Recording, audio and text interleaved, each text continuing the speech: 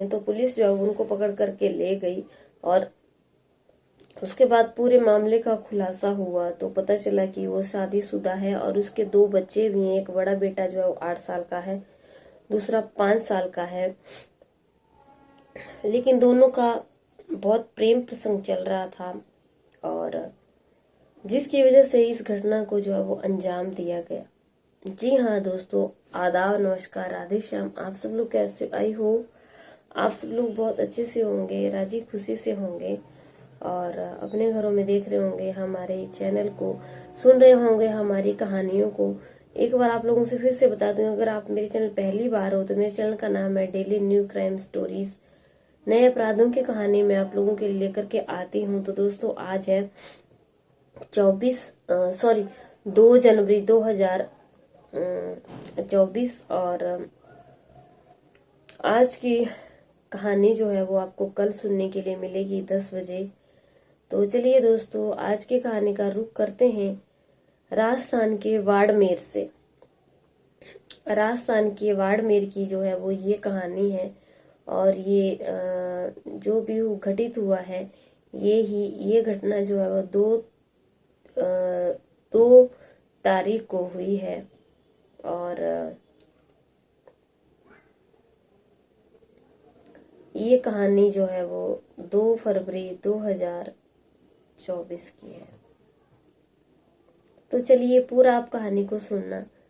राजस्थान के बाड़मेर में जो है वो ये कहानी बालोतरा जिले के पचपदरा क्षेत्र की है।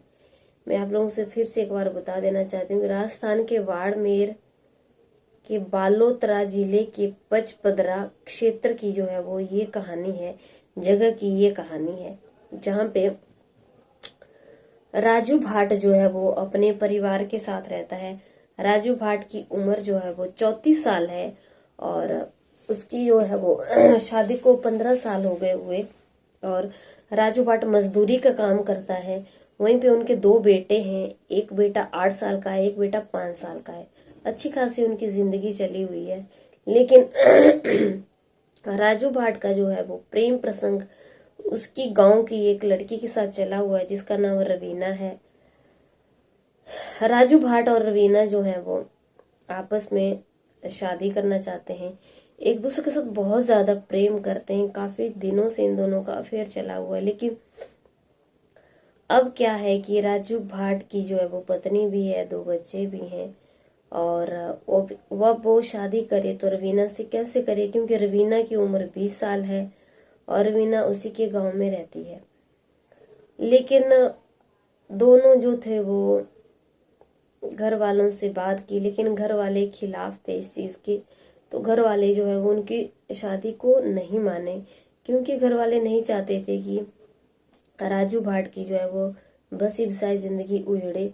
उसके 2 बेटे थे, राजू भाट मजदूरी करता था और अब क्या होता है कि राजू भाट और रवीना जो है वो एक दिन आपस में मिलते हैं और आगे प्लान करते हैं कि उनको क्या करना है, क्योंकि राजू भाट के जो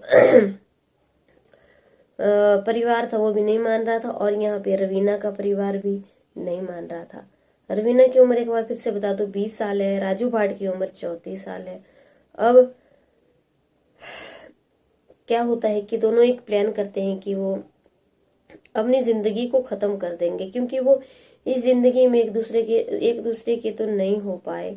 लेकिन अब वो जो है वो अपनी जिंदगी को खत्म कर देंगे, क्योंकि वो एक दूसरे से शादी नहीं कर पा रहे हैं, घर वाले नहीं मान रहे हैं। तो अब ये दोनों जो है वो ये प्लानिंग करते हैं कि वो अपनी जिंदगी को खत्म कर देंगे और ट्रेन के आगे जो है वो कूद जाएंगे। अब क्या होता है, ट्रेन आती है, ट्रेन का नाम है Yesvantpur Barmer express train. Yesvantpur Barmer express train जो है वो आती है। राजू भाट वहीं पे खड़ा हुआ है और जो उसकी प्रेमिका है रवीना वो भी उसके साथ ही खड़ी हुई है। ट्रेन जो है वो काफी स्पीड से होती है, बहुत ही, आपको पता है ट्रेन की कितनी स्पीड होती है। अब जैसे ट्रेन आती है, राजू भाट जो है वो ट्रेन के आगे कूद जाता है, लेकिन जो उसकी प्रेमिका होती है वो ट्रेन की स्पीड को देख करके घबरा जाती है और अपने कदम पीछे कर लेती है। वहीं पे ट्रेन जो है वो, अब क्या है कि जो रवीना है वो ट्रेन के आगे नहीं कूदी, लेकिन राजू भाट ट्रेन के आगे कूद जाता है। ट्रेन जो है वो चली गई है।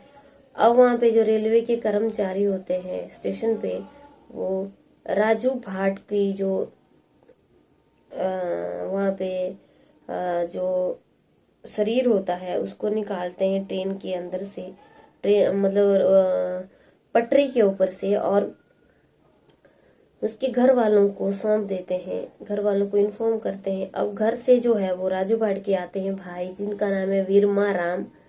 तो वीरमा राम जो है वो रवीना के घर वालों के खिलाफ ही जो है वो हत्या का आरोप लगाते हैं कि रवीना के घर वालों ने पहले भी उनके भाई को रात को 11 बजे बहुत मारा पीटा था और हड्डी पसली भी तोड़ दी थी, क्योंकि ये दोनों एक दूसरे से प्रेम करते थे और शादी करना चाहते थे, लेकिन इन दोनों के घर वाले नहीं मानते थे।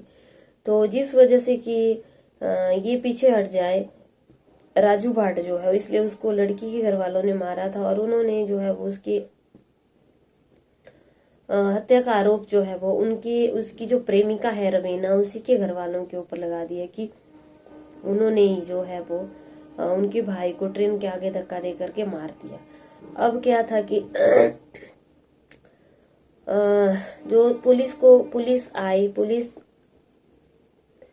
पुलिस ने सारी जांच पड़ताल की और अपने साथ जो है वो उसकी प्रेमिका को भी ले गए, रवीना को।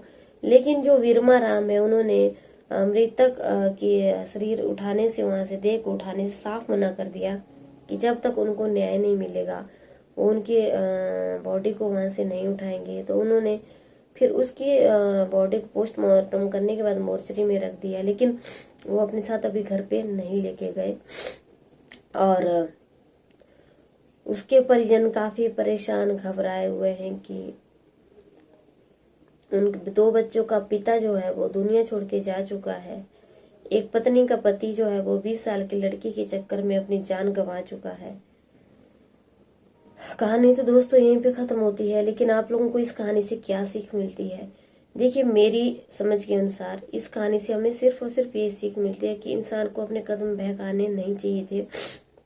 राजू भाट की 15 साल हो गए शादी को हुए, 2 बच्चे भी हैं, अच्छी बसी बसाई जिंदगी है। रवीना जो कि 20 साल की लड़की है, उसके पीछे लग करके राजू भाट ने अपनी जिंदगी को अपने हाथों जो है वो तबाह कर डाला। वहाँ रवीना जो थी वो तो बच गई, और ये बहुत गलत डिसीजन था राजू भाट का, क्योंकि राजू भाट ने अपने 2 नन्हे बच्चों के बारे में भी नहीं सोचा और अपनी पत्नी के बारे में भी नहीं सोचा। शादी को 15 साल हो गए हुए। ये बहुत, दोस्तों मेरे आप लोगों से आज उठ करके विनती है कि ये बहुत ही गलत चीजें हैं। किसी की जिंदगी को बर्बाद कर देना, बसी बसाई जिंदगी को उजाड़ देना। वहाँ पे रवीना की भी बहुत सारी गलती थी कि वो शादीशुदा आदमी के साथ जो है वो क्यों उसका अफेयर जो था उसके साथ, ये बहुत गलत थी, और रवीना ने भी बहुत गलत किया। और उनका जो है ट्रेन के आगे कूद जाना बहुत बड़ी एक गलती थी जो कि राजू भाट ने की। आज राजू भाट दुनिया में नहीं है, उसको अपनी जान से जो है वो हाथ धोना पड़ा। दोस्तों, कभी भी जिंदगी में ऐसी गलतियां नहीं करनी चाहिए और गलत रास्तों को कभी भी नहीं अपनाना चाहिए। मैं हर कहानी में बोलती हूँ कि दलदल जो है वो अपनी ओर खींचता है, इसलिए इस दलदल से दूर रहें। और उम्मीद करती हूँ आप लोगों को मेरी कहानी पसंद आई होगी। पसंद आई है जरूर दोस्तों लाइक करना, शेयर करना, कमेंट करना, जरूर चैनल को सब्सक्राइब करना। आपका सब्सक्रिप्शन जो है वो हमारे लिए बहुत मोटिवेशन का काम करता है। कल की कहानी में आप लोगों से फिर से मुलाकात होती है, तब तक बने रहिए मेरे चैनल पे। जय हिंद, जय भारत।